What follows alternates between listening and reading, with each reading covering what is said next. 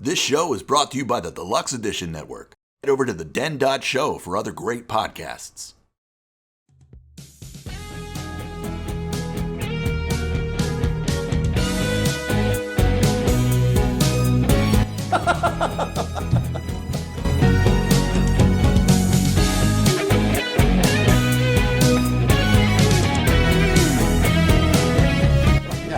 Yeah, there is some life in the old Beastmaster, yeah.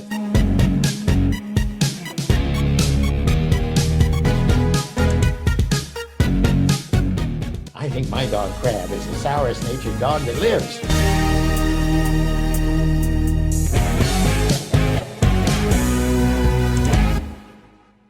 Hey, ladies and gentlemen, welcome to another episode of Deluxe Edition, the show where we love to dig deep into classic pop culture. My name is Bill Sebald. Here with me, as always, Mr. Casey Shearer. How are you, Bill? Good. How are you? Guess who's back? Back again. We'll probably get like a YouTube strike just for using that little bit of an Eminem song.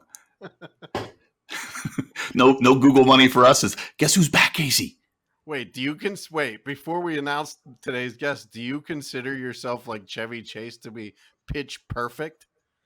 No, I'm just talking about using because that's an Eminem song. Obviously, it's an Eminem song. I know you're a big Eminem fan. I just remember we posted something once. We posted a Beast of Burden song from the Rolling Stones as the like outro sound for the guest who's back today. And I posted it on YouTube. This is before we knew what the fuck we were doing. And it's like copyright strike. This video is not eligible for any revenue. I'm like, what revenue? There's revenue in this thing? We can make money? I haven't seen any money. So it's like you can't make any money on this because of a copyright strike. So I saw that we had the option to claim or fight it, and they slapped it right down. I'm like, no, you didn't pay for usage of the song. I was like, oh, I tried. You're telling me that you sound or that you think you sound exactly like Eminem in order for us to get pulled down. I think that algorithm is going to be like dead on. That's got to be Eminem. You didn't think it was good? It was perfect pitch. Marc Singer's our guest today. Marc Singer. Guess who's back? The Beastmaster is back. This was a great second interview. We had an amazing first interview. And I was like, yeah, will the second one be as good? It was better. So good, dude. So after we got finished last week, we didn't hang up with the Beastmaster. You and I talked to Mark for another like half hour, 45 minutes and like unplugged our mics. And like, I was just like, tell me more, Mark, please. Yeah, I love that's happened a couple times. That's always fun when that happens. He's so great, man. Well, then it's like, should we keep the recorder going? And then we're like, no, he doesn't think we're recording it. And I don't want him to say something he doesn't, But yeah, it's like sometimes the really good stuff comes out after we turn off the recording. Yeah. Yeah, this was a great interview, man. Mark's so cool. I hate to say this, but he's probably one of our coolest guests. Why do you hate to say that? I don't know. I mean, I don't want anybody else to feel bad because we've had some pretty awesome guests, in the past. But like, Marc Singer's fucking awesome, dude. And you notice he gets younger. I don't know how he's doing that.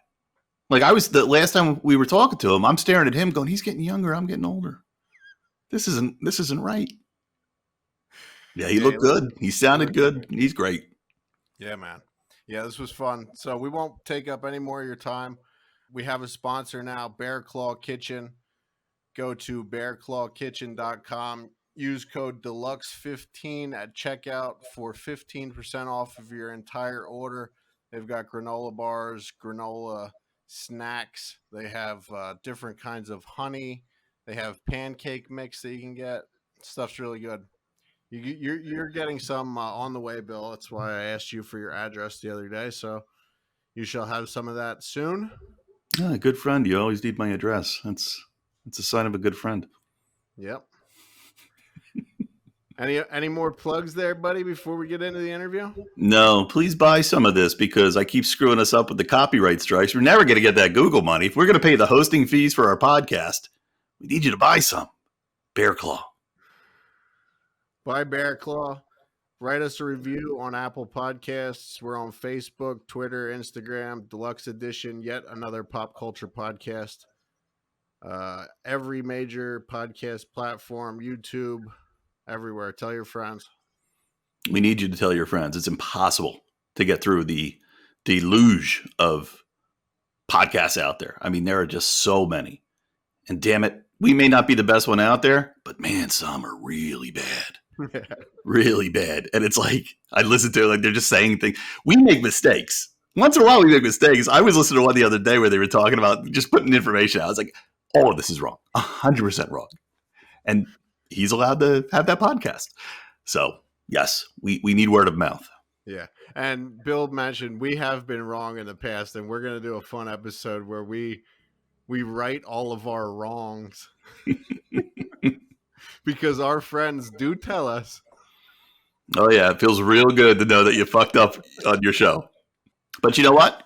Tell us when we fuck up, because that algorithm loves any comments. Trash us. Tell us we suck. Like that Debbie Dewana. Debbie. You can tell us we suck all day, Debbie Dewana. It only helps our rankings. I'm taking this away from this great interview. Let's roll into it. Let's get into it. Here's Marc Singer. Hey, Marc, thank you so much for coming back to the show. We are so happy to have you. Hey, Bill, I'm glad to be here. Hi, Casey. How are you doing? Good, Marc. So good to see you, man. You look great. I appreciate it. Thank you very much. It's important in my business that I at least look human. So,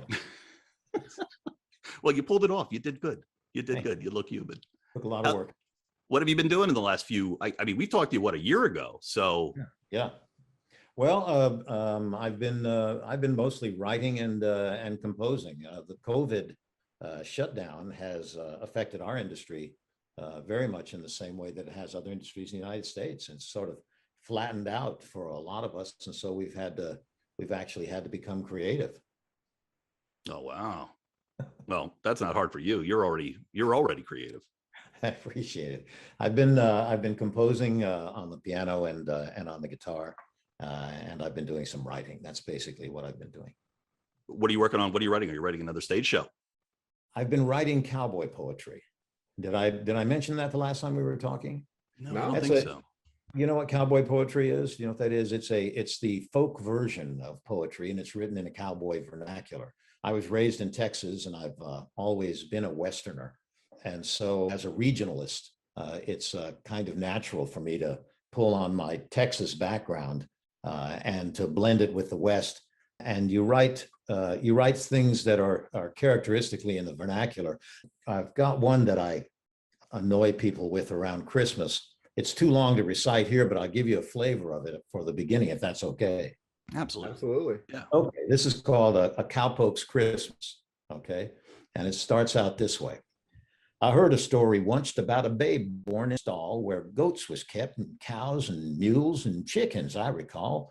His mam and pap was on the run. The way the story goes, some outlaw band that run the land was killing folks in droves. Don't ask me why. I didn't get that part set in my mind, but like as not was land or gold or something of that kind that causes folks to turn real mean, who'd else be nice as pie, causes some to use their guns, and other folks to die, et cetera, et cetera. You know what I mean? It tells us, then you tell a story out of that. The cowpoke who tells the story begins to reveal more about himself and relives in person a Christmas story right before our eyes, and it's good fun. That's cowboy poetry. So I write epic poems that have stories to them. You know. Yeah. Wow. There's something really, I don't know what's the word I'm looking for. It's attractive. There's something attractive about the way you speak, even in your movies. It's almost melodic and rhythmic in a way. Is that something you're trying to do, or am I totally making this up? No, you're not making it up. And in fact, it's imperative that actors work on their voice. And any actor or actress who isn't assiduously working on their voice is missing the primary tool in actor's trade, because that's our vocation is vocabulary. That's what we do, is we tell stories. We use every syllable, every pause, every punctuation mark in order to convey character and meaning, and the vehicle for that is the voice, because the voice is the animated, tangible expression of the soul. And as humans, we get to focus that tangible expression using this thought process that we've been gifted with.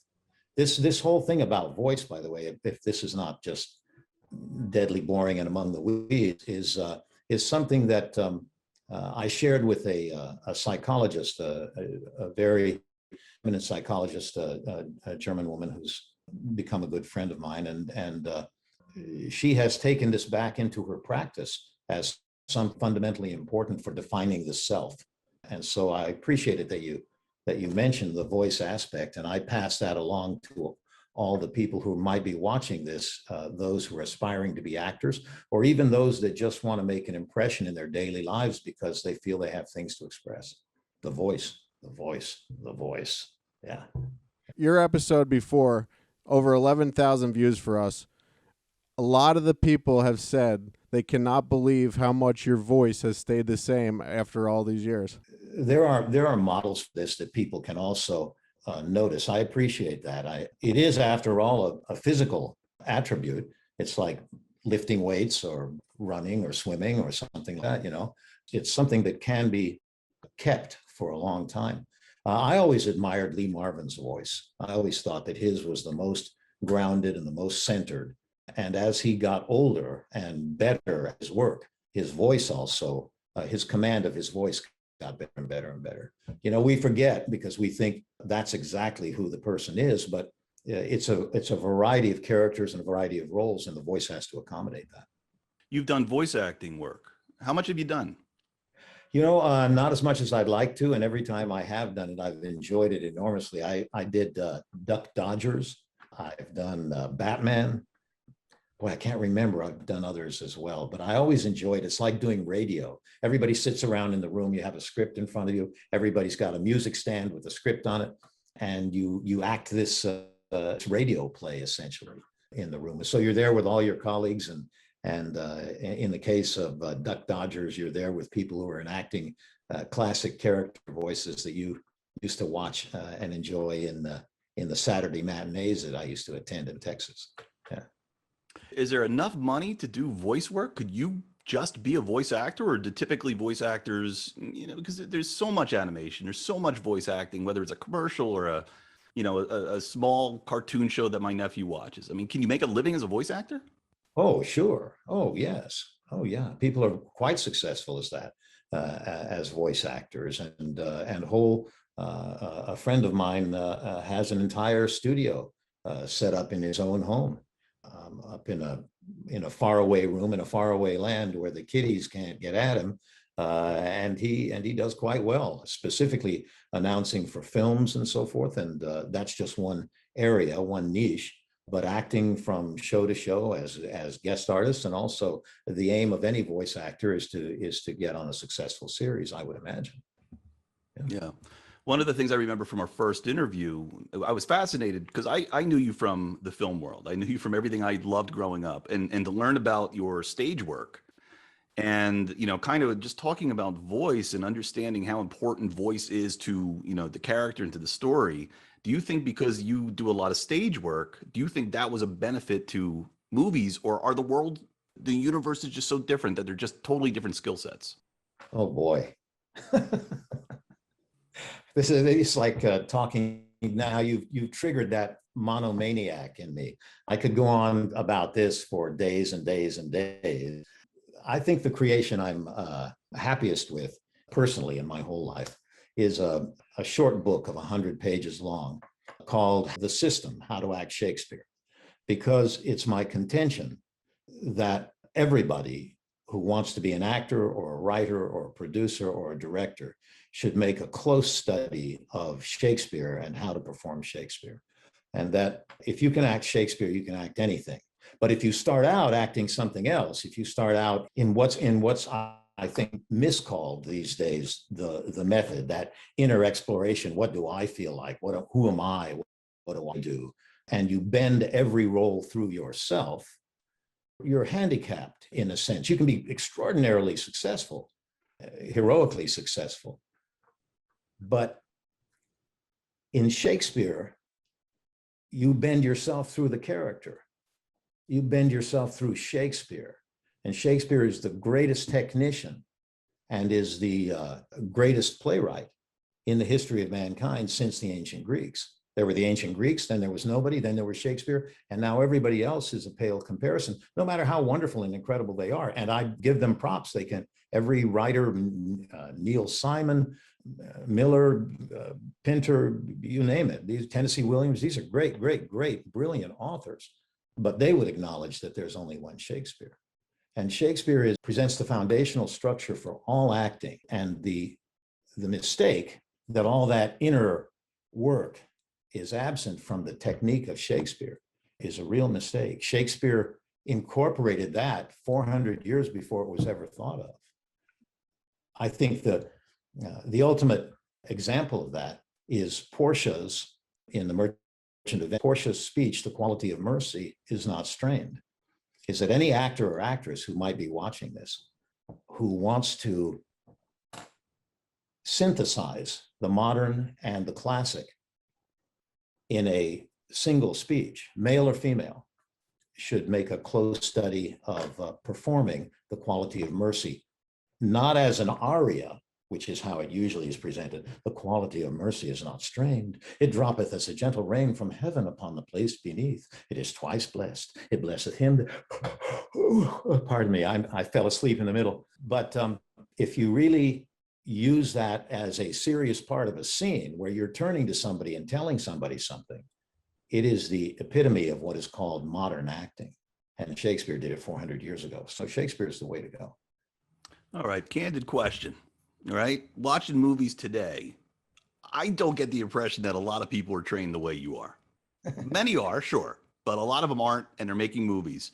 How do people who are trained in the arts, who really get it, like you, do you have any sort of negative look at some of the way that other people are acting in Hollywood, or even the whole Hollywood system that's allowing anybody to be an actor?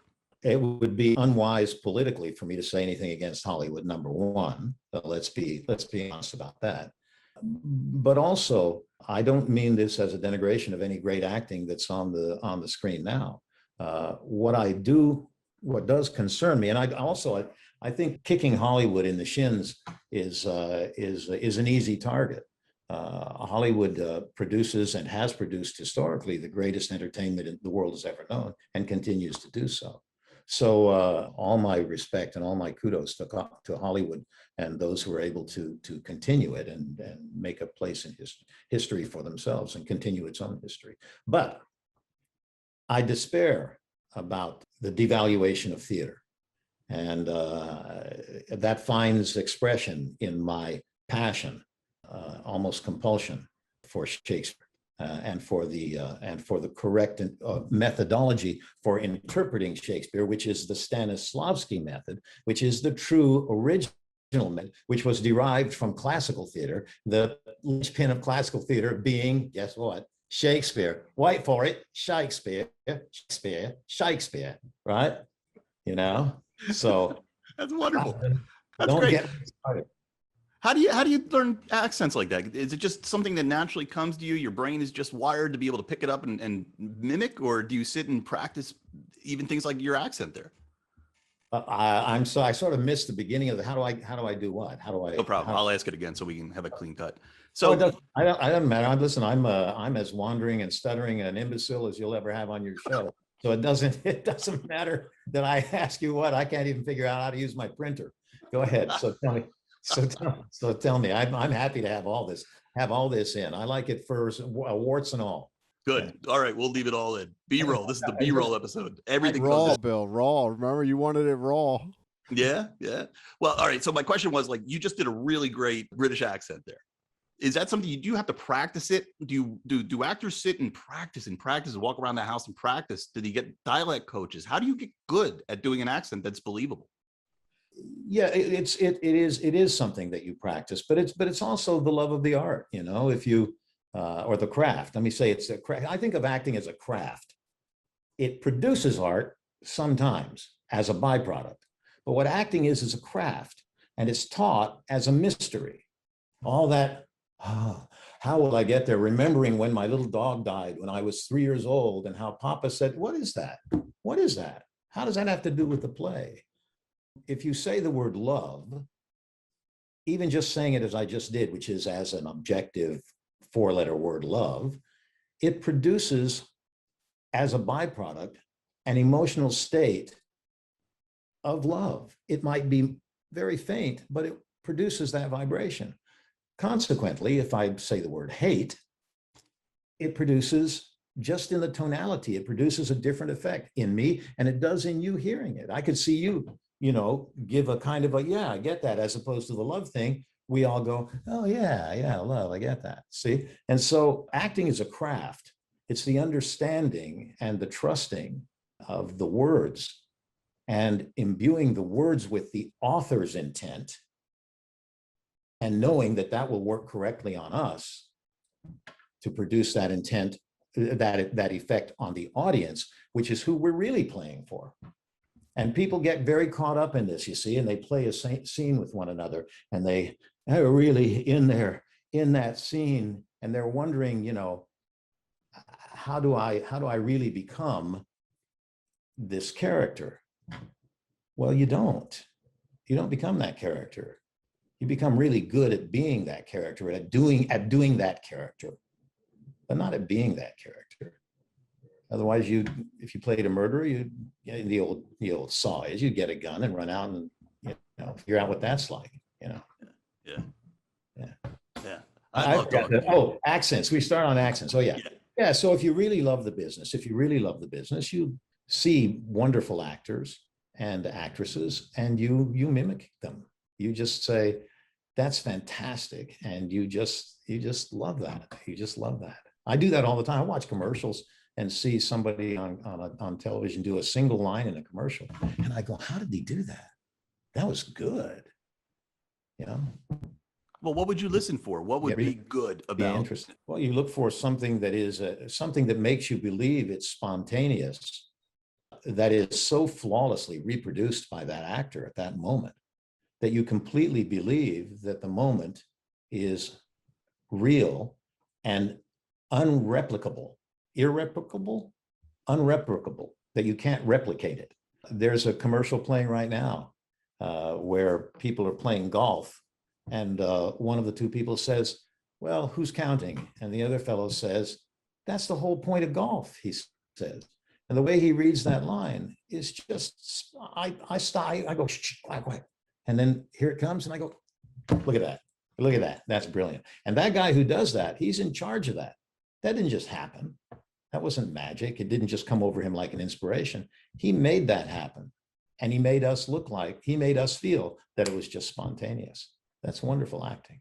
Yeah, it's an art to me. It's an art form. I've always thought of it as an art form as a kid. And I've met people who said, "Oh, they're just reading scripts. It's not an art form." It is completely an art form for all the reasons that you just described. It's right. Psychological. It's art. It's art. Well, that's why I accept it as craft that produces art, because Salvador Dali had a room in his house that was red velvet, all red velvet, and it had pink furniture in it. And I saw this, I saw an interview with him, and they said, the interviewer said, "This is the Marilyn Monroe room. Is that correct?" And he said, "Yes." They said, "Well, I don't quite get it." Or maybe our viewers wouldn't quite get it. Well, they moved the camera back to a certain perspective, and all that furniture came together as a sculpture of Marilyn Monroe nude. That's a craft that results in art. Yeah, that's clever. When I see that stuff, it's like optical illusion art. Yeah. Love it. That's cool stuff. Yeah.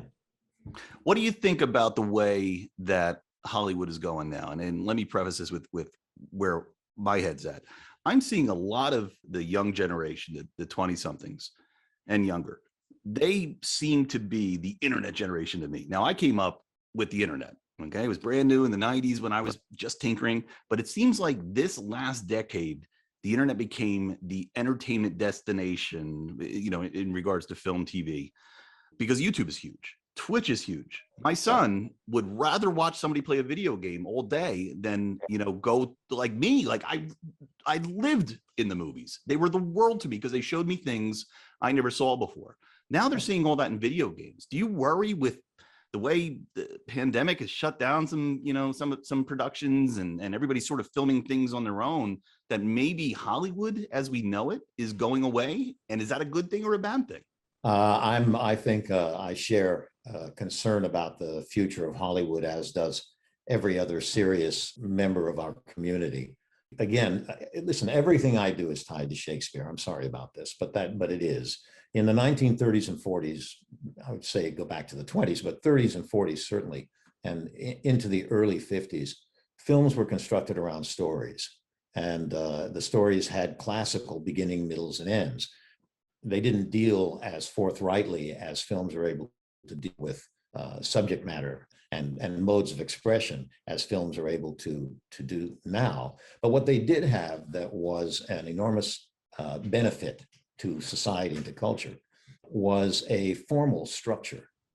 And that formal structure works on your subconscious, on the subconscious level, to teach and a kind of formality to the thought process, that somebody telling a story, whether you're sitting across a dinner table with somebody or not, or on the phone, or as we're doing right now, that the story has a beginning, a middle, and an end. It has a progression. And that the same thing begins to imbue your thought process with the same kind of organizational skill to be able to organize a thought, to say, if this is true, and this then develops from it, what is the logical conclusion to this? And therefore, a certain standard of critical thinking is enhanced by the formality of older storytelling styles, which then translates back again to Shakespeare and the structural style that he was able to master. So I applaud any form of creative endeavor. Long may it wave.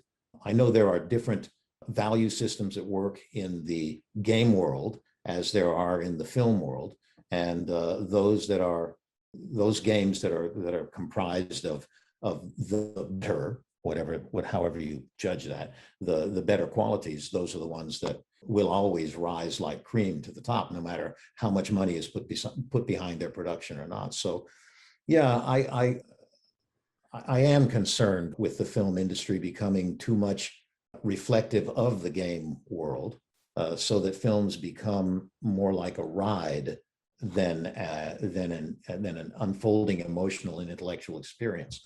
But I remain optimistic. You know, again, it's like I'm completely supportive of the effort, let where it goes. The one thing I thought this a little bit lately, to the point where I'm starting to turn my nose at CGI. Sometimes I'm looking at CGI and it's like you're giving everything away. There's no theater of the mind at all. When you go back to something like Beastmaster, you know, you couldn't make some of the things bigger than you did. And I like that. I like the practical effects. It puts you in a place that feels real, but you can still use your imagination to enhance some of the fantasy. So what do you think about like CGI in movies? I've had to participate in some CGI moments in more recent years as CGI has become more prominent and also more sophisticated. A story can get lost in CGI, and young filmmakers who have not lived long enough, nor have they come from experiences that are challenging enough physically. Young filmmakers can let CGI run away with them. I guess it's inevitable that all of us will say the sentence that I'm about to say, which is, back in the day, you actually had to do the things on screen. And the example that I give in this regard is the old John Wayne films. Those guys came to work, got on horses that weighed 1,200 pounds, and roared off across the landscape, up hills and down dales, and over rocks and through cactuses and this and this and that and this and that. They did rescue mounts, and their horses reared and kicked, and they had their horses being part of the scene and carrying on a sort of emotional background to what they were doing. And none of that was a stunt. They fought, they fell over furniture, they fell downstairs, they jumped out of the second story into wagons and onto horses, and that wasn't a stunt to them. That's just what they did. That's what they brought to the work. And that was what made the work so amazing.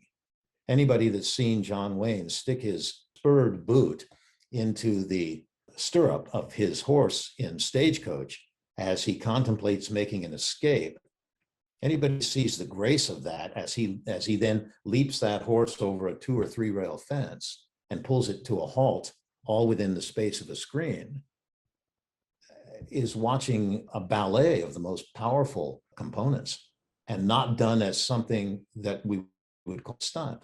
That's just John Wayne saying, and then I do this. Yeah. Yeah. Well, I got a few questions for you about the early days, going back into when you got into Hollywood. Hopefully you remember those days. I can't remember last week, so hopefully you have a better memory. You beat me to the punch. I'm lucky to remember if I'm in the right room. Go ahead. Yeah. I share that. Same. So to me, my life has always been, it's who you know. It's networking. It's people help you get opportunities.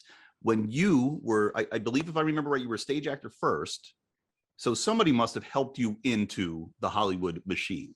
Is that right? How did you get in?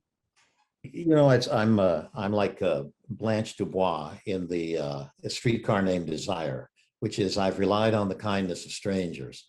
I was a dedicated actor from the moment in high school that I discovered that acting was what I was going to do. And from that moment on, I worked at improving my skill set because I was just absolutely that crazy about the idea of being an actor. I started in Shakespeare, by the way. And I think there's something of the excitement of that you see, that people along the way, your superiors, your elders, they spot that in a young person. They see the young boxer who's got the special skills and the talents and the real drive to accomplish something more, or the swimmer that just can't pull themselves up. Tiger Woods' dad. Tiger Woods said he would take his dad out to the driving range, just wouldn't stop. I got to go. And so I think there's a certain attractiveness to that in the older generation. There is with me. I have proteges now that I coach. I guess that would be the way to say it. But I came into town because people were patient with me, and they themselves were dedicated to the theater or to film in such a way as they overlooked my gaucheness and my crassness, my youthful indiscretions, and gave me a second chance. Not that, I mean, I could name names, but that begins to sound like like those award show where people are saying names that we've never heard of. But all along the way in theater, that was what saved me, was that my contribution somehow outweighed my indiscretions, and my indiscretions were tolerated because of my contributions.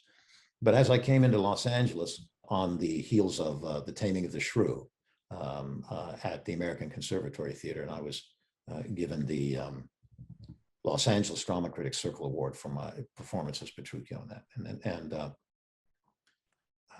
So I can't say that was done by myself. That was all on the patience of other people and on the capitalization of an industry that said that's somebody that we can use. And so I think that's been a strong component of how I've managed to survive and continue in this unforgiving and yet quite appreciative industry. Has there been anyone that maybe would cite you and say, Marc's responsible for my entrance in or getting me really to fall in love with Hollywood? Wow. I tell you, there are occasionally people. Well, that it's a tough story for me to tell when I begin examining the hem of my shirt. Yes, I've had many actors many young actors tell me that that I was influential in their choice to become actors. And if this isn't too vainglorious, I tell you the one that impresses me the most is I was standing outside of a theater, as a matter of fact, one evening out in the breezeway, I think it must have been after the play when people were waiting for the actors to come out.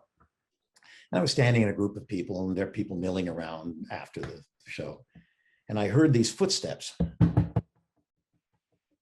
Heard this voice calling out, Marc Singer, Marc Singer. And was, oh my God, they've caught up with me at last, you know, whatever it is. I was, oh my God. And I hear these footsteps. And I hear Marc Singer, Marc Singer. And Tom Hanks rushes up to me, and he grabs me by the shoulders and yells at the top of his voice, "You're the reason I became an actor."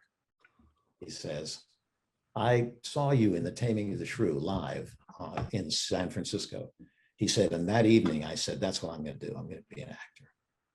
And I have to say, I'm rarely speechless, but that struck me dumb.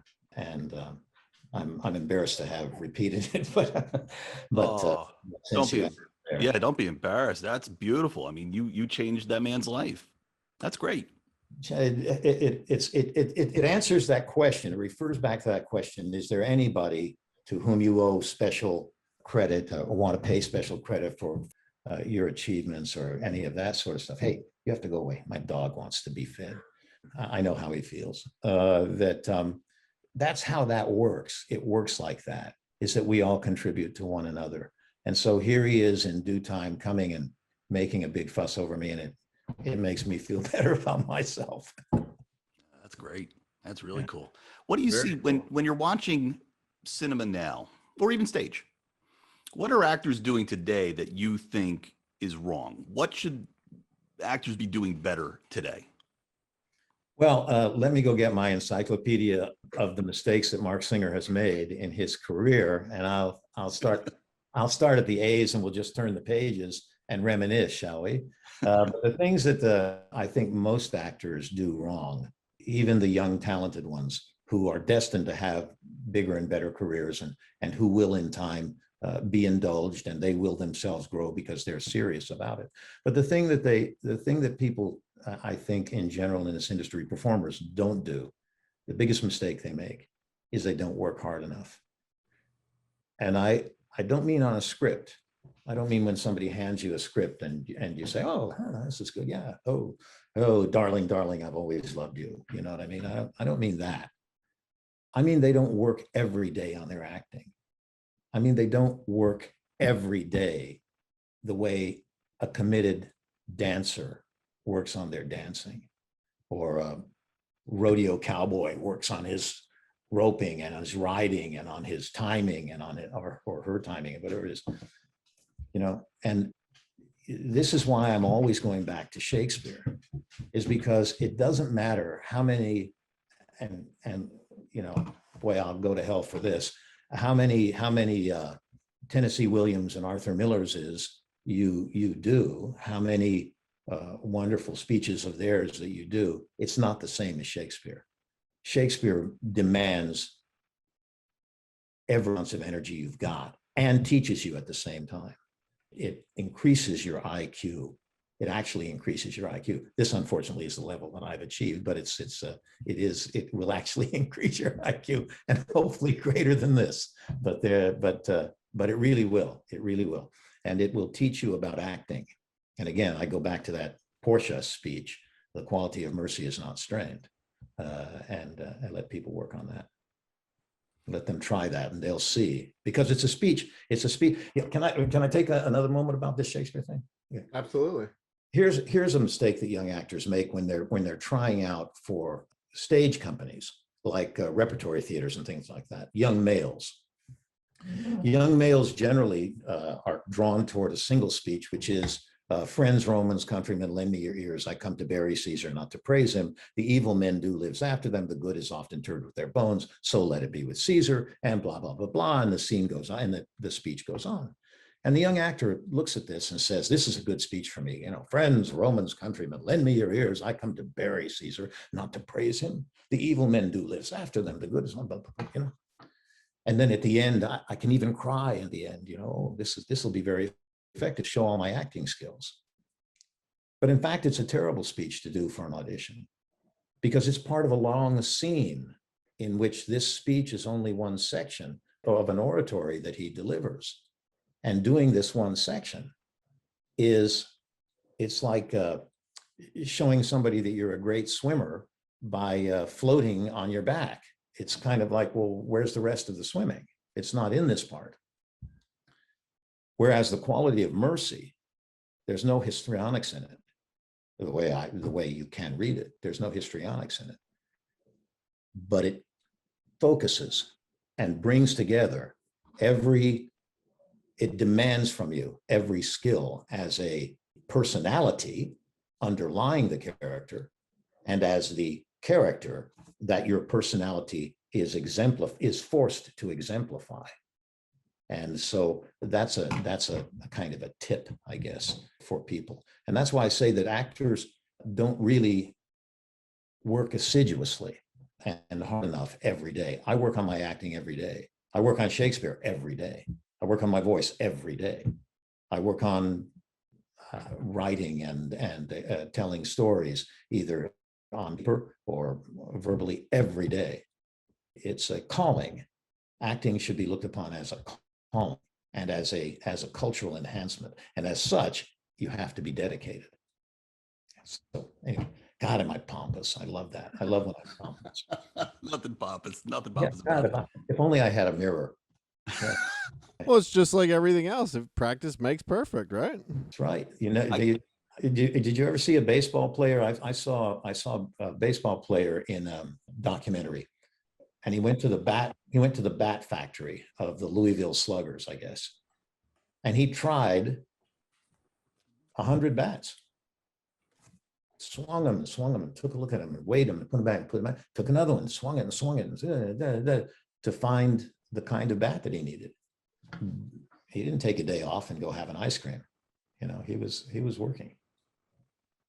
I'm not an actor. I'm a musician. So I study musicians as well. And some of my favorite guitar players have taken breaks. They take a year off or 2 years off, and they'll say they go back. Frank Zappa comes to mind. You know, there'll be times where he doesn't touch guitar and he comes back and he's a little bit different. You've never taken time off to sort of think through, and that it's not the same case with you then. Yeah, actors get a lot of time off. Actors, they say, thank you, next. And so actors get a lot of time off. We get to meet a lot of people who tell us, take a little more time off. And so it's a recurring thing with us. You were talking about being a musician. Sorry, back to Shakespeare again, is that if you think of music theory, that's what Shakespeare is that he's founded on music theory. If you think of a great composer, contemporary composer, let's say like Danny Elfman, there's a guy who obviously understands everything about music theory that there is to know. And so he produces extraordinary scores. Whereas somebody who's just sort of getting along as best they can on their personality and some catchy phrases and tunes is going to be limited to that. And that's the point I keep trying to make, is that there's a bigger, broader world out there, and there is actually a mechanism for attaining it and achieving it, or at least trying. Yeah, that's great. Going back to the earlier days of Hollywood, would you say, and I'm going to ask this question because, you know, even as we've been doing this show and talking to people about Hollywood, about their careers, about, you know, things that have happened, and then you get the stories like the Weinstein stories, and there's a lot of dark parts of Hollywood. When you got in, would you say there was a moral industry, or was it maybe a little bit corrupt? And I know you don't want to badmouth Hollywood, but, you know, how was it as an industry? Well, when I was just a young fellow, back in the past, don't tell anybody, there was outlaws running the streets. There was it was a dark and dangerous place. People were they shanghaied a fellow. Hollywood has always been for me a very romantic place. I tell the story of my wife and I were acting in the San Diego National Shakespeare Festival, and it was my first full professional year out of university. No net, flying without a net.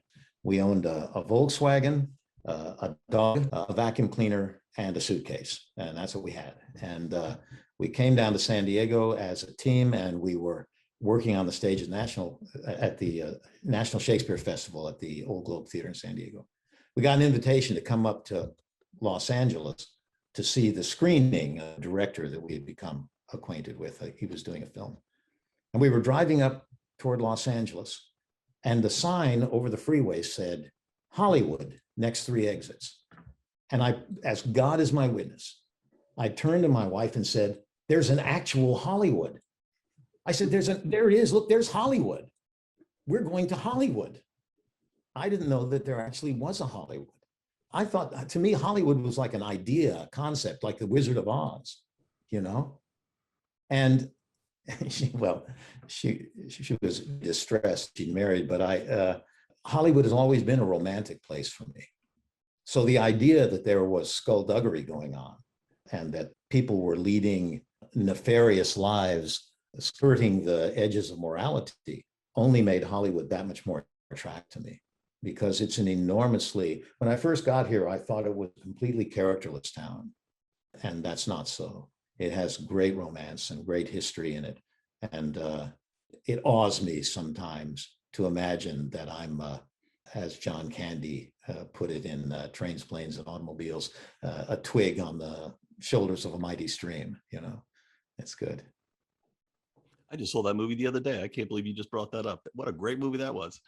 Isn't synchronicity something amazing? I mean, you just saw it and I bring it up because there's no reason that would have happened. It's just, here we are. We're in the groove, baby. We're in the groove. I love it. I want to bring up a movie that I loved as a kid, and we didn't talk about it last time, Dead Space. So you were in that movie. Do you remember it? Yeah, sure. I remember different parts. Yes. Roger Corman was a lot of fun, and his movies were typically low budget and a little bit rough. So did you have any qualms about taking a Roger Corman movie? No. The most important thing to me was that I was learning 2 things. Do the things that enhance the kind of filmmaking you know best and that you enjoy most. Those were the 2 principles. And so it didn't matter to me from whence the film came. I looked at it and said, oh, I like this. This is nice. Watchers 2 was a film that I did at Corman Studios, which was about a dog that could communicate. And I really enjoyed making that film. My very first shot, sort of like the Beastmaster, my very first shot in Watchers 2 was to come hurtling out of a great big kind of sewer opening into a tub, like a standing swimming pool full of goo and sewage. And that was my opening shot. Okay, action. And there we are. Oh, look, we're making movies. And in Dead Space, I remember we were just about to go to lunch in a scene, and some monster was attacking me. And I said to the director, I said, look, we need to do something much more active in this. And he said, he was a young guy, and he said, yeah, well, okay, well, like what? And all the crew had stopped, and all the rest of the cast, because everybody wanted to go have lunch. And I said, no, we got to do some more with this scene when we come back. He said, what? And I said, well, like this, I said. And there was a long board table with cups and glasses and papers and things set up and chairs. I said, like this, I said, and I took a running jump and I threw myself the length and across the table, and crap went everywhere. Like that, and I ended up off the table over in the corner by a file cabinet, which tipped over on me. And I said, like that, you know, like that. And everybody went, whoa, that's what we're doing after lunch. We're doing that. So the Corman Studios were a good place for self-expression and for excitement. And he was very generous to me. I must say, he was always very sweet and very generous to me. And I appreciated greatly that. I heard, as a matter of fact, David Carradine, when Roger got his star on the Hollywood Walk of Fame, that David said that for him, his appreciation for Roger Corman would extend always, because there were many times when, as he put it, that Roger saved the ranch. So he provided a lot of work for people and a lot of income too. Yeah.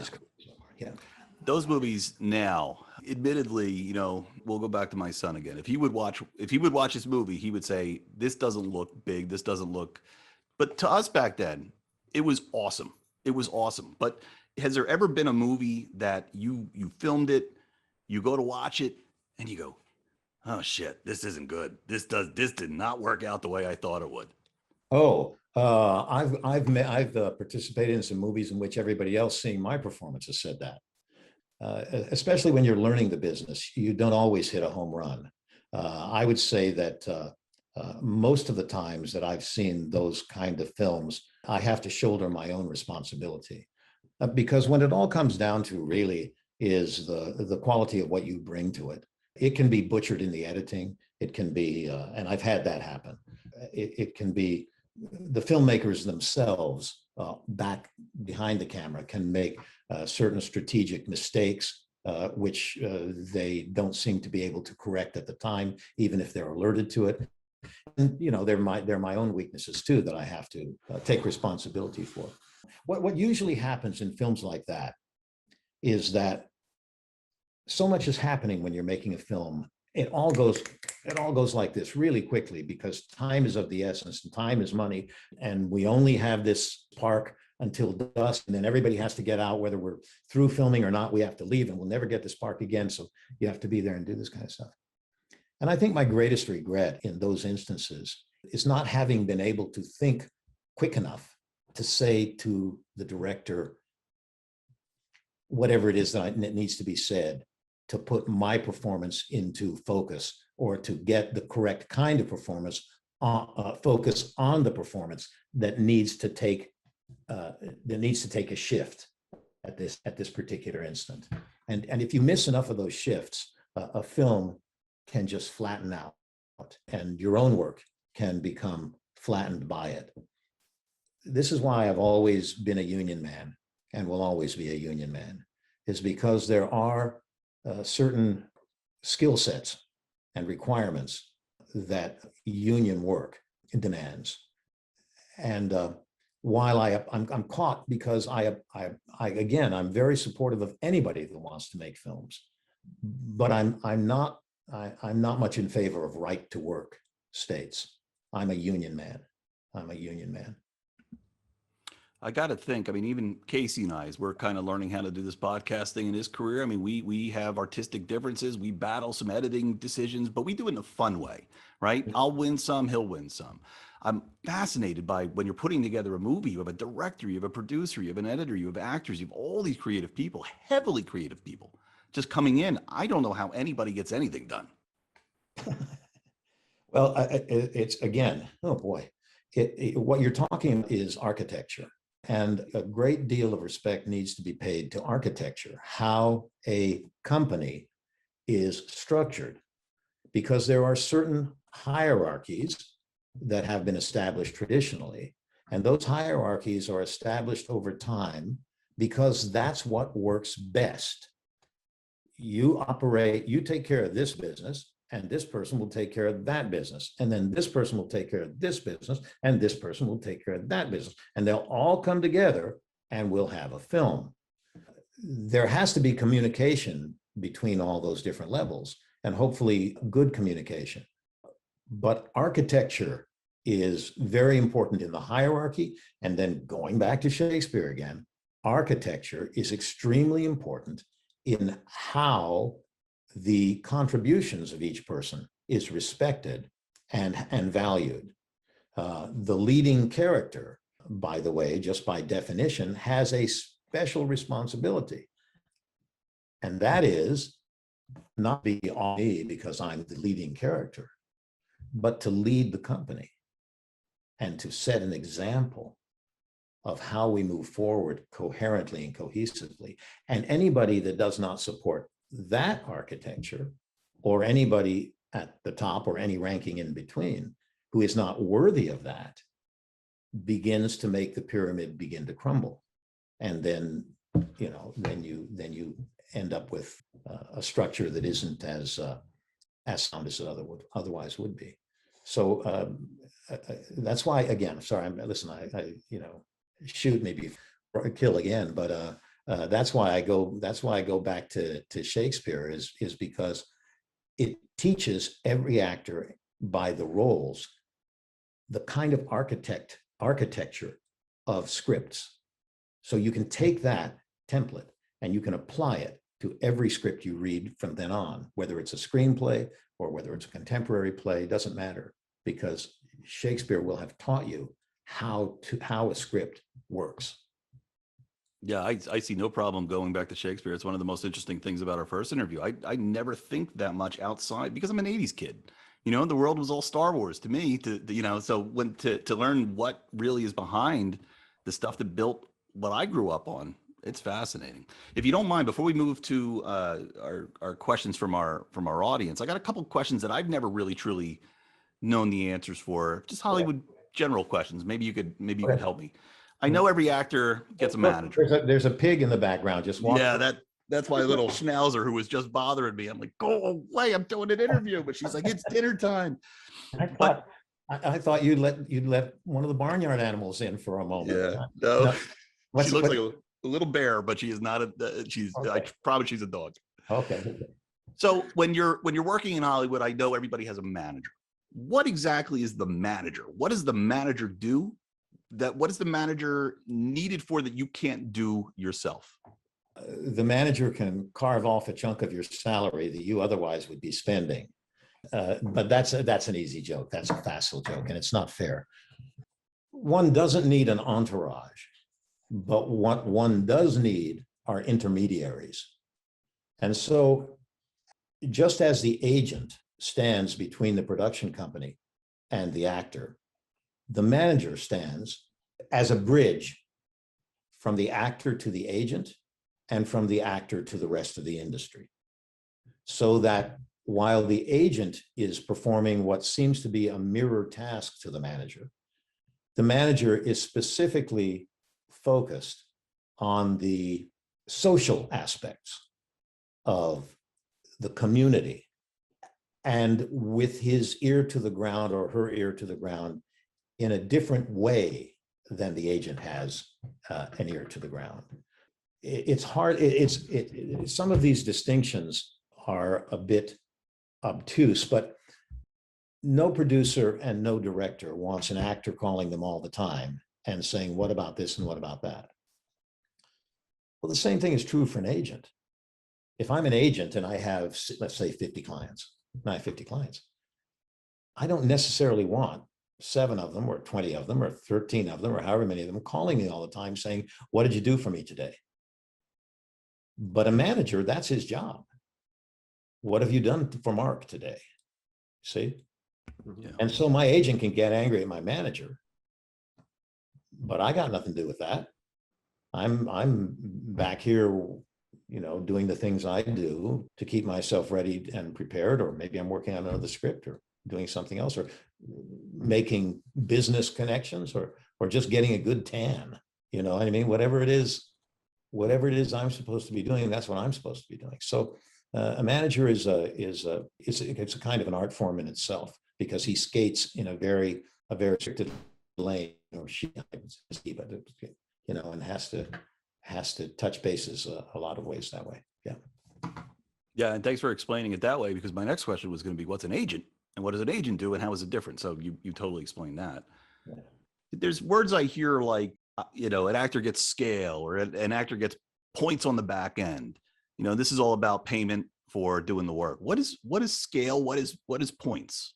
What are options? What are these terms that I hear about and don't know what they mean? I know, it's very hard. It's all very arcane. Scale is the lowest allowable salary that the union allows an actor to be paid. So given different categories of films, whether it's an A movie, which is a big budget movie, or a B movie, which is not quite so big a budget, or a C or a D or an F or a G or an R, or whatever that is, there are different scale. There's a different scale at which an actor can be paid for each day's work, or for how many hours of the day, probably at some point. And also with that comes certain obligations for your comfort and sustenance that the company must provide. Scale plus denotes an actor who has risen above scale. And so scale plus 10% pays the agent's fees, or scale plus 60%, if that's whatever the actor is able, or then you don't work for scale anymore. You work for a negotiated price. That scale. What was the other one? The back end. The back end, oh boy. Points and things like that on the back end, I always hear. Yeah, points. That's deferred money. So let's say that I make a film and I'm paid $1,000 to pay to work in the film. Well, somebody says, well, you don't work for $1,000. I say, no, I don't work for $1,000. But they're giving me 4 points on the back end of the film. And those 4 points can be either 4% of the net or 4% of the gross of what the film makes. And it can be, and if it's 4% of the net always has big holes in it, and all your money swims through the net. And if it's part of the gross, then it's on record, and you get money. The famous, yeah. I mean, it's legendary in this industry of the creative bookkeeping that goes into actors who have owned their own shows and never seen a penny from them other than their salary, because all of the creative bookkeeping that goes on backstage, and the company turns to them eventually and says, geez, we just didn't make any money off this thing. It's been running for years. What are you talking about? Sorry, you didn't make any money. Well, yeah, and probably to fight that is going to cost you more, and they'll probably hang it up, and maybe some fights just aren't worth having. Sure. Yeah, it can be a ruthless business, but the ruthlessness of it is also one of its strange attractions. I've sat with some of my friends on the set of their series, just dropping by to visit, and heard some horrendous tale, terrible things that have happened to people in the production company. They've had terrible bouts of terrible things, and had everybody look at each other and go, my God. Because that's life, and that's what we all live in this industry. Yeah. We all do. Yeah. We were talking at the beginning when we were first saying hello today. We were talking about printers and why and how it is that printers are the bane of our existence. While I was talking to you, I was printing up something, right? Yeah. Okay. And so when we took a break just now, you to take care of your pet and I to take care of mine, this is what my printer handed me. This is what it was printing all that time. That's funny. Is it blank? Huh? Is it blank? No. It's just it had a paper jam, and so all the papers are out of sequence, and they're all folded and crumpled, and I'm gonna have to sort through them, like putting together a world atlas by hand. Yeah, you sound like you're like me. It's like I could easily print it again, waste it, but I won't feel right doing that. So I'm going to go through each one and try to put it together like a puzzle. Yeah. All right. Well, we got a few fan questions. Why don't we jump into the fan questions? Mark, thanks so much for spending your day with us. We really appreciate it. Like I said before in the interview, we got so much good feedback, and we'll get right into the fan questions now. Oh, I appreciate it. I always like being with you. I thank you for the invitation back. I appreciate it. So a question that we got a lot of, and Bill and I already know the answer to this because we just all took a short break. Does the Beastmaster have any animals of his own? Yeah. Minkerton, come here. Come up here. Hey, come here. Come on. Yes. The Minkerton. It's the Minkerton. Hey, look. Oh. I think my dog Crab is the sourest natured dog that lives. Beautiful. We've been on stage together, actually. He's feeling, I think he actually is feeling shy that he's on camera, because this is not his usual response. Usually he bites me. Here. He's got stage fright. Yeah, isn't that weird? No, we really did. He came on stage with me once. There's a speech in Shakespeare where this old guy comes out and says, I think my dog Crab be the sourest natured dog that lives.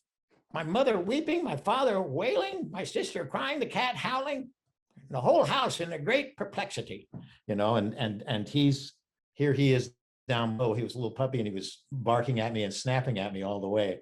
And the audience went nuts. We had a good time. Very cool. All right. Sarah McManus. This is a fun one here for you. She wants to know, Why do I still have dreams about the Beastmaster and joining him on his adventures? What have you done to me? I appreciate that. Thanks very much. You know, the Beastmaster was, I think one of the reasons you may have that recurring dream, sorry, is that the Beastmaster was really made with great sincerity. I really did have a strong emotional bond with the tiger Rue. I really was transported, and I'm not even kidding you about this. I really was transported by the eagle that I held on my arm. I had an out of body experience because of her. So I think that the genuineness of the script, the way the film was made, is probably what it is that gives it such life. And I appreciate that. Thank you very much. Would you like to expand on your out of body experience? Oh, I thought you'd never ask. I was standing on the set with this eagle. I can't get my hands back far enough to tell you how big she was. She was huge. And she's a predator. So to her, I just looked like lunch. And she didn't like me because birds are very, they imprint on their owners. Anybody who's owned a cockatiel or a parrot knows this, that they're very personal kinds of pets. So she didn't much care for me. And I would have her standing on my arm, and the director at the moment would say, you know, Mark, can you sort of not lean away? You look like you're a little afraid of her. And I would say, I'm terrified. What are you talking about? She hates me. She did once go up in the sky about 300 feet and dive down on me and hit me with her talons once, which was an interesting experience. She didn't mean anything by it. That's just how she is. So she was standing on my arm, and people were working on the set. They were pulling cables and they were hammering things and getting ready for the shot. They were moving big lights. And the sunlight was coming on us just at sunset. It was golden hour, what they call golden hour, just as the sun starts to set and everything begins to glow. And she never looked at me in the entire film, which is, by the way, what you want from a predator. You don't want a predator to look at you. You just want them to think of you as background. And suddenly she went like that. And I was away. I jumped out of an airplane once as a graduation stunt with a friend of mine, a director friend, back in college. And it was like that. It was like being thrown out of an airplane. And suddenly I saw the universe through her eye. And it was a ruby red, spheroidal, unending fishbowl. And then I was back. And people were still hammering and nailing and pulling cables and doing stuff like that. And she was just like, she had done that like a kind of a gift. It was kind of a gift. And there were experiences on that show that were like that. So there was a great sincerity about it. I was open to that kind of communication and respectful of it. Yeah. That's awesome. Yeah. Very cool story. So this is a question of my own. On the last episode, you told us that you feel that there still might be some life in the Beastmaster. Has there been anything recent? Yes. Oh, I guess I may have spoken too soon. Oh, wait a minute, I'm back. Oh yeah, there is some life in the old Beastmaster, yeah. I occasionally hear rumblings from the outback, you know. I never know how much confidence or faith to put in it, but it's a show that seems to have good bones, as they say. It was we did three shows altogether, 3 films, and then a television series down in Australia. I directed one of those and did an arc, what they call an arc. I played 6 episodes of it as the new young Beastmaster's mentor, some sort of demigod kind of figure. Yeah. So there's more. There's always more. Yeah, I actually went back and watched just the first episode of the third season that you're in, and it was very cool to see you beat the Beastmaster in the opening scene that you guys are in together. Oh, okay. Okay, great. It's very cool. Yeah, I had fun down there. Australia, the land where everything will try to kill you. The spiders, the snakes, the seashells, the sharks, the kites up in the air. God help us. I don't know how they survived down there. It was wonderful. I had a great time. All right. The laser pistol was a huge hit that you showed us in our first chat.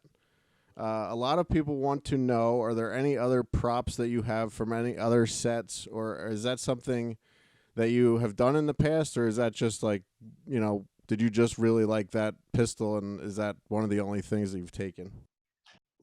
I would like to take one souvenir from every major production. Those totems, those talismans, they carry a kind of significance. I think after a while they're almost a burden. I know that it's part of my function to present easily in public settings like this one, but in actual fact, I'm kind of reclusive, and I don't have posters and pictures of myself on the walls, and there is in the garage.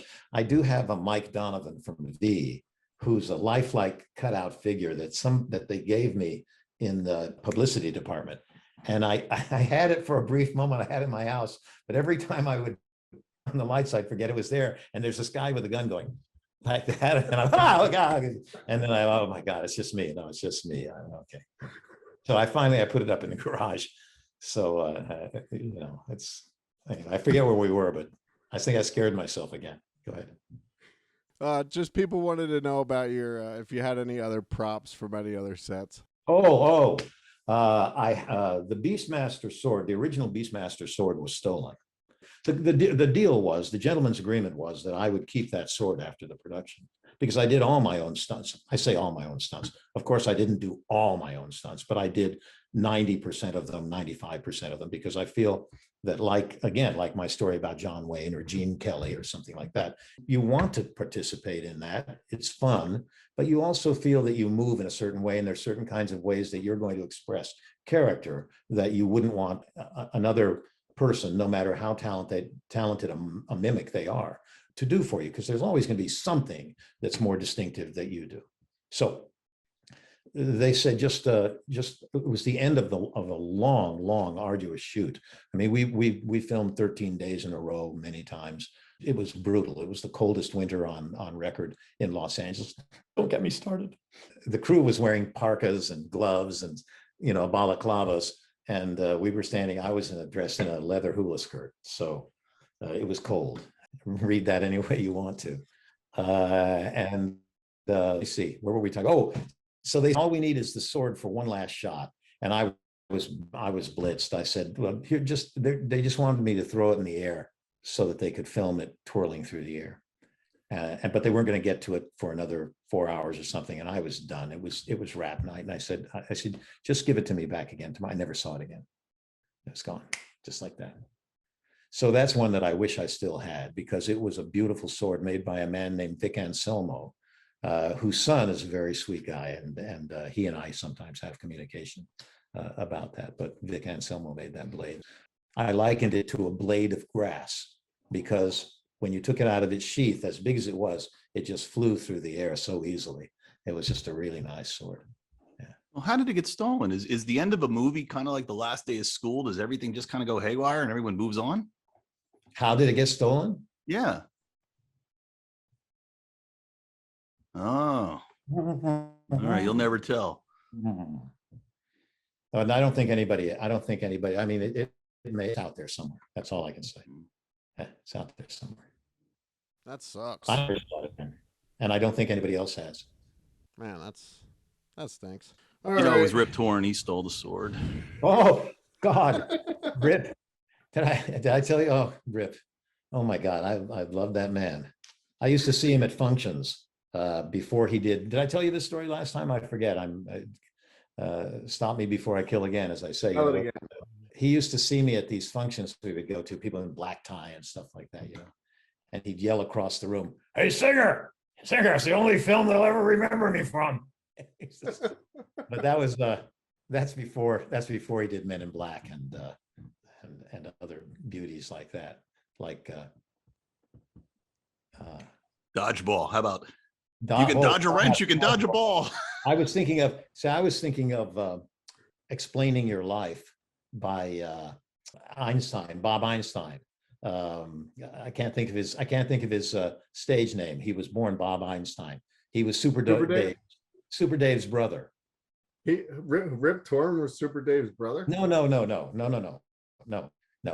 I'm not that old. I actually can separate my memories one from the other, but I'm talking about the 80s, not my 80s. So yeah. So anyway, let's let all that go. Away it goes into the atmosphere, and we're all friends again. Now, just remind me, where am I? Oh boy. I don't even think Casey knows where he is. No. All right, let's get to another fan question here. Samwise Gamgee would like to know about your guest role in the Highlander, the series episode called The Mountain Men. Mark gives the most insanely entertaining and unforgettable performance as an immortal hillbilly named Caleb Cole. I'd love to know how he came up with that character's voice and what it was like working with Adrian Paul, especially in the epic final battle scene, Highlander versus the Beastmaster. It's one of my favorite film pieces, as a matter of fact. It's funny, you think of larger work that you've done and some less significant, but out of them all, there are a few times that you remember that almost everything that you wanted to accomplish in the storytelling of that one piece came to fruition and came true, and that's a real high point. I can actually remember the setup and the movements of the cameras and the way the shot was designed at a certain point where I'm divesting myself of my rifle and backpack and stuff like that. And well, what a master of the camera and of the actors he is. As for the final fight, that was a good fight. We enjoyed ourselves a great deal. But the characterization actually came to me on the airplane flying to Vancouver, because I didn't have a clue. I had no clue. I just knew that I wanted to work with Tom. I knew that this was a good script. And you never are sure what level to go in at, whether it's going to be very subdued and moody because the director and the setting and the production is geared for that, or whether it's going to be, wild and maniacal. But somewhere on the plane, looking at the script, and I remember Adrian Paul was sitting a couple seats across from me, speaking with him about it a little bit, and just sort of picking up an intuition and looking at the script and going, that's what I'm going to do. I'm going to do that. So that character actually came to me on the plane en route from Los Angeles to Vancouver. Yeah. And then the director, we did the first day of filming. And it's a little bit like a guy walking along the edge of a cliff at night in a thunderstorm. And in the morning, he realizes that he was standing on the edge of a cliff all this while. Because the next day, I got a call from the director, from Tom. And he said, I like the voice. We're going to keep it. Go with that. And I realized that he was making a judgment about it. I thought, oh, sure, this is great. But when he called me and said, no, that we're gonna keep that. That's when I felt really comfortable. Yeah. That was going to be one of my questions. When you go in there with a voice that you are determined to use for that character, and then the director says, that's not what I was thinking at all. It depends on the director, it depends on the story, it depends on it depends on the architecture, the hierarchy. One of my favorite pieces, again, a small piece, something I did on the Twilight Zone, one of the new incarnations of the Twilight Zone, was a story of a baseball player in our modern day whose career was over. And a little girl gives him an antique baseball card And somehow he transports himself back into the 1920s or in the early days of baseball profession and becomes that character on the card. And I remember I was playing him. The reason he'd gotten transported was that a baseball hit him in the face and he was knocked out. And when he came to, he was back in the past. So I played it with an abdoidal problem from then on. And he was like that. He was a sad guy, very wistful and poignant. And the director said, "Don't do that." He said, that's not Marc Singer. Who is it? I mean, that's what I was hired to do, was I thought, look, check the contract. You know, that's my name. And so there was a bit of a struggle over that, but in the end, I prevailed, and it remains one of my favorite pieces. And I think he acquiesced gracefully, and he's probably happy about it too. But that happens sometimes. You struggle back and forth, and you have to be able to give in as well. You have to be able to yield and say, okay, we can do that. As a matter of fact, I did Beauty and the Beast recently with Stuart Gillard directing.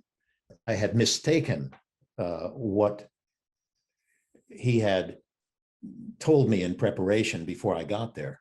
And so when I got there, I had this whole characterization worked up, and he said, he came to my dressing room, he said, "Let me see what you're doing." And I did. He said, "That's really not where I wanted to go. I wanted to go here." And I said, "Oh, well, when you said this and this and this, I thought you meant that." He said, no, this other thing. So I said, "Oh," I changed it over. He said, "Yeah, that's it. We're doing that." And I had a great time. I had a wonderful time, because he's that good a director. He can just come in and take a look and say, "No, here's where we're going to make an adjustment, adjust that." And then I have to be skilled enough to say, "I get what you're saying. Yes, that's the right way to go. Let me do that. I was off base. Let me do that." Yep. Yep. You have to be a great actor too in order to make that switch like that, because you're going in thinking one thing and you're set on that character's voice that you're going to do, and then they tell you no, so you just have to make that switch right away. And well, I also, I appreciate the compliment. I am skillful enough. I'll say that, but he also is a wonderful director, and so he was able to see exactly which button to push and which lever to pull in order to get the message across, and without any hesitation, so that the change was easy to make. Yeah. very cool. All right, so next fan statement question here. Manic Sticks. Thank you so much for a glimpse into Marc Singer's life. Now, this is a comment from our last episode. I never comment online, but I was so thoroughly delighted with this talk, I felt that I must. If I would have ever been able to ask a question, I would have pointed out that the Beastmaster released late in 1982. Mark's sister Lori was a main character in Footloose that released early in 1984.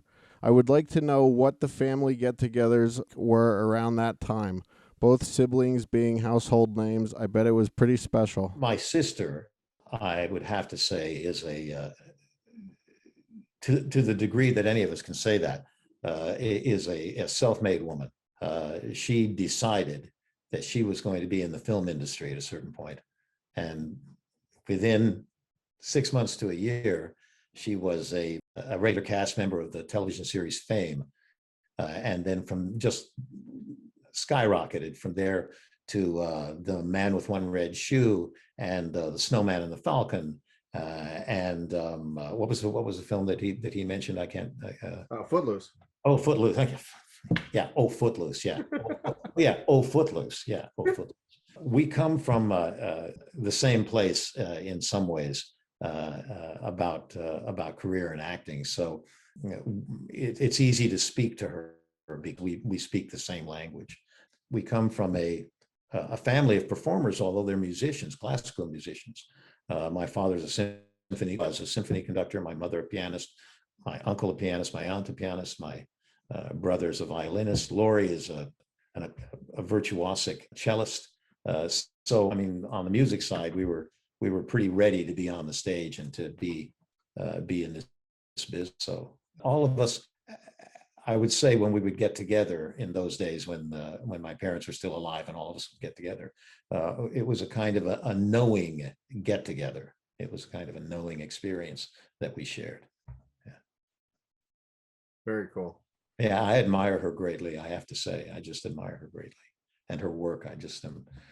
There are many refinements that I have made in my own technique that she's been responsible for. Yeah. Have you ever worked together? And if you haven't, do you think you'd be good together, or would it be just too weird because it's your sister? It's weird when I work with anybody, but but for her, I would say we would do just beautifully. I think I can't see any reason why we wouldn't. I think that would be kind of fun. I think it'd be kind of fun. In fact, I think I hadn't even. I mean, we all consider that kind of thought at one time or another, but thinking of it now that we've matured in our work, I think that would be probably pretty powerful stuff. Yeah. One of the things that film relies on is a powerful inner life history. Those good times and traumas that you've been through in life, those things that etch your face and give you a real right to express anything in front of something that's as introspective as a camera lens. That's what film really relies upon, thrives on, and filmic performances thrive on. So I think that the more mature the actor or actress is, and the more they've been dedicated to the nurturing of that kind of inner history, the more interesting their performances are on film. Now, you said that she's as good as any actress going or actor today, but didn't go the Shakespeare route. You said she just decided to become an actress and did it. She did, absolutely, and you're right to hold my feet to the fire on that kind of pronouncement. But, and here's my big but, is that well, actually, here it is, but actually, unbeknownst to the rest of the world, she is quite an ardent student of Shakespeare, and she and I have shared many long conversations about the Bard and his work, and she herself studies him rigorously. And so, while she may not have had the foundation that I did in the beginning, she has augmented her knowledge with profound study of Shakespeare and an interpolation of his methodology, the methodology of bringing Shakespeare forward into her own work. So you're right, but the thing about acting is that it's never too late. Sure. She took your advice. Yeah. Went back to Shakespeare. I saw when I was in London once, I saw Peter O'Toole on stage in Pygmalion, Shaw's Pygmalion. And in Act 3, the curtain rose, and there was a little bird-like woman perched on a settee talking to O'Toole. And he had very few words to say. And she was very old. She had a very small voice like this. She must have been in her early 80s at least, but very frail, and spoke like this. And the audience, which was kind of rustling around after the intermission, was forced to be very quiet. And O'Toole focused on her so intently that he made everybody in the audience focus upon her. And she did her part and she did her thing. And my first thought was, what an incredible athlete. What an extraordinary athlete that woman is. To be up there doing that still, and to be able to command an audience. And that's what I think, those are some of the finest and I think most romantically telling moments of this industry. You see somebody like that. Yeah. All right. Moving on. Miss Angela would like to know, how did you decide to do the reboot of V? Were you hesitant at all, or ready to go? I'm always ready. I'm ready to answer the bell. The reboot, I was vain enough to imagine that had I been allowed the luxury of a few more episodes, that I might have been able to make some impression upon which way the storylines began to develop. Unfortunately, it was the very last episode of the series, and there was nothing I could do beyond introduce myself as a character and then disappear.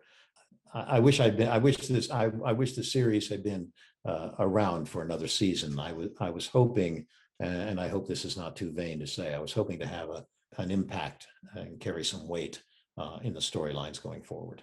Yeah. So when that reboot came out, I had an instant reaction of, I don't want to see this. This isn't what I grew up with.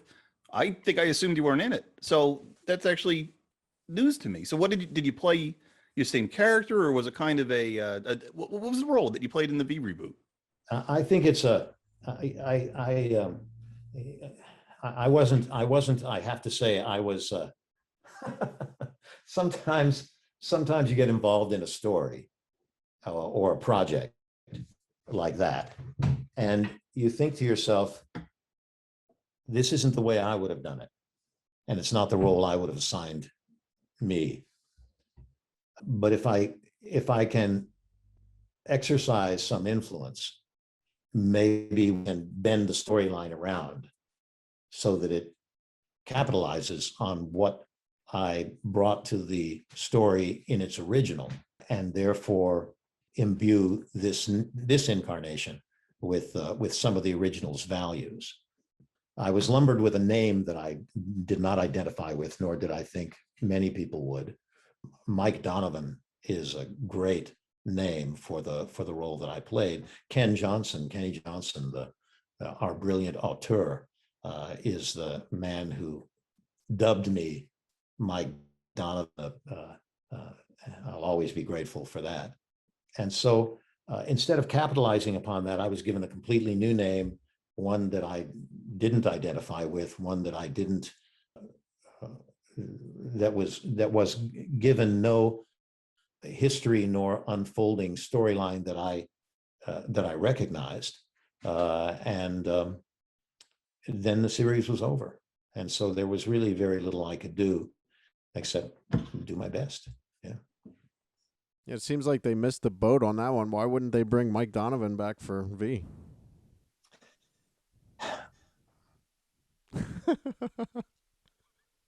Watch the video, folks.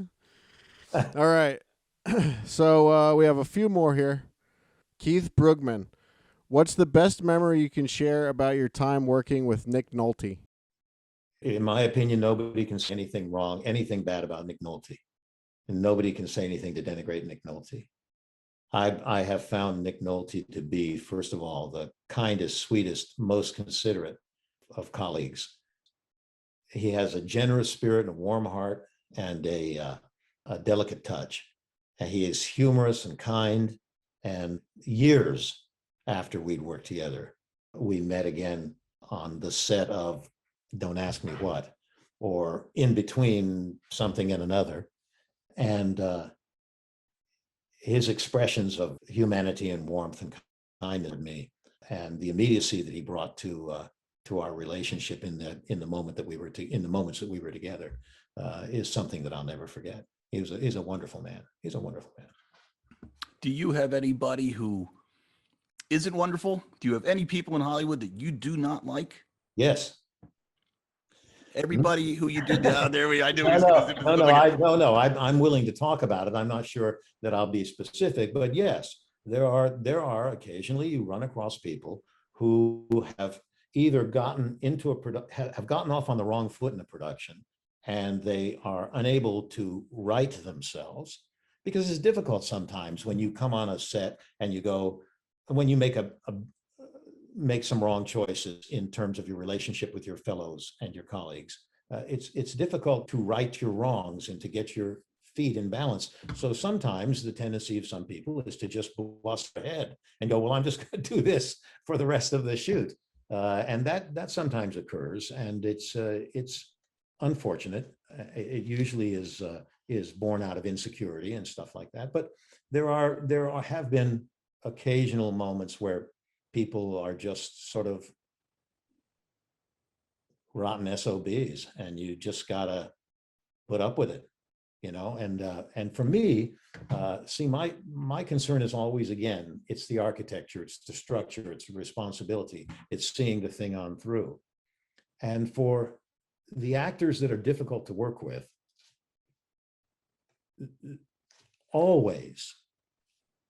I mean, almost without doubt, in my experience, always, it's that they are not working toward the architecture of the production going forward. They're working to tear off a piece for themselves, and that makes them impossible. And it doesn't matter how generous one is in response. It's simply absorbed into that same larger self-absorption that makes them so difficult to be around. Yeah. I gotta ask, when you go onto a set, like you did some guest spots on, you did Arrow more recently, the show Arrow. When you go onto a set, yeah, is it like, holy shit, the Beastmaster's here? Yeah. Like, I have to assume that you're treated like a king around a set like that. I sometimes am, but and most often am. But that's only currency for so long, and it's only worth so much. It values quickly if you can't do the work.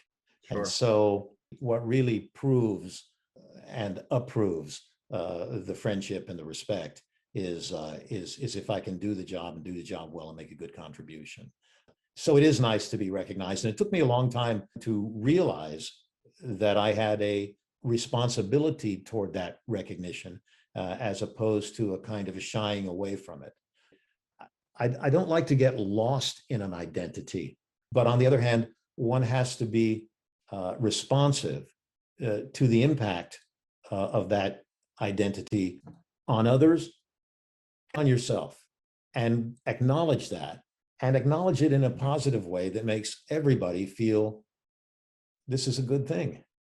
Let's move forward with this. So yeah, if people treat me well on the set, and it's true, they mostly do, I accept it in the spirit that it's offered, and I rejoice in it. And I hope I don't bore them with too many graybeard stories, Well, I can honestly say, I mean, you are one of those people, and I'm not just trying to blow smoke. There's something about you and what you left in a lot of our imaginations. I talk about you all the time, and people absolutely know who that is, and your legacy is still going. I appreciate that. Thank you very much. Thank you very much. I've met so many actors of great stature who share with me that they have the same insecurities as any beginning actor might have. Yeah, I appreciate that. Thanks. Anyway, there we go. That's what it is what it is. There we are. And we're smiling, and we're all going to our happy place. I have to add on to that. In our little intro, I told this to Bill. Whenever my girlfriend or someone is giving me shit, I'll always say, look, do you know anybody else that has the Beastmaster's phone number? I don't think so. Yeah. I appreciate that. Yeah, we love you, man. So we've spent 2 hours here. It's been great. So just to wrap up, I have one last question. I saw on your IMDb page, it says that currently in post-production, you're in a film called The Undertaker's Wife. Is there anything you can tell us about that? I tell you that it would be classified as a cameo. I play a sheriff in a small town where the Undertaker and the Undertaker's wife and child, who run the only mortuary in the surrounding vicinity, are up to nefarious deeds. And the nice thing about this film, I think, is that the director has created a kind of a hum of tension and subterfuge in the air, wherein each of the characters, even within the family of the Undertaker and the Undertaker's wife and their son, is that there's always an undercurrent of something else going on that's odd, and murders take place, and the sheriff has an agenda of his own. And it's it puts that kind of mask on the situation. I had a lot of fun, and And I tell you, I like making films in California. I do. I like going on location because it's always different and authentic. But it's nice to be in the cradle of the film industry and make films here. Here's the most important question, though. Did you get points on the back end? I'm learning. Yeah, I did. Here, I'll show you. Watch the video, folks.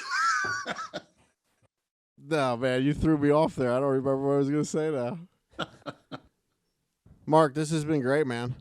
A lot of people wanted to know, are you doing any appearances, any type of Comic-Cons? I know a lot of that stuff got canceled. I've been very cautious about that kind of stuff for two reasons. I'm less concerned about my own health. I've been vaccinated, and I'm looking to take my booster when it becomes approved. Boy, you ask some tough questions.